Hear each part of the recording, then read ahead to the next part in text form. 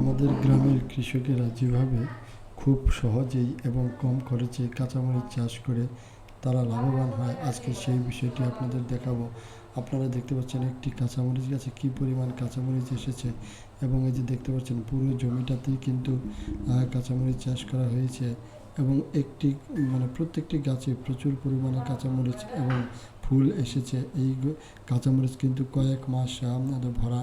এই কাঁচামরিচগুলো কয়েকদিন পর পরই তোলা যায়।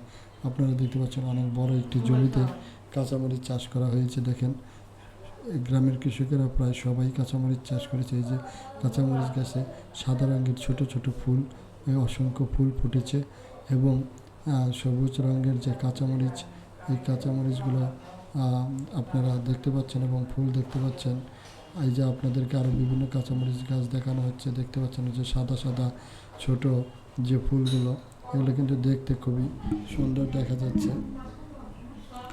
এই দেখেন আপনারা, আমি আপনাদেরকে বাগানটি ঘুরে ঘুরে দেখাচ্ছি।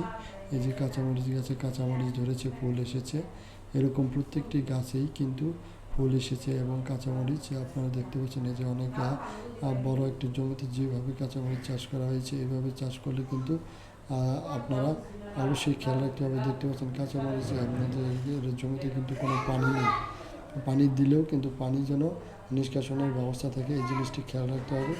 এইভাবেই কিন্তু আমাদের কৃষকেরা এই জায়গায় কাঁচামরিচ চাষ করে থাকে। আরেকটি কথা, যদি আপনাদের কাছে এই কাঁচামরিচ আপনাদের চাষ করার ভিডিওটি ভালো লেগে থাকে, তাহলে কিন্তু আপনারা অবশ্যই ভিডিওতে একটি লাইক দিয়ে চ্যানেলটি সাবস্ক্রাইব করে দিবেন। আপনারা সকলেই ভালো থাকবেন।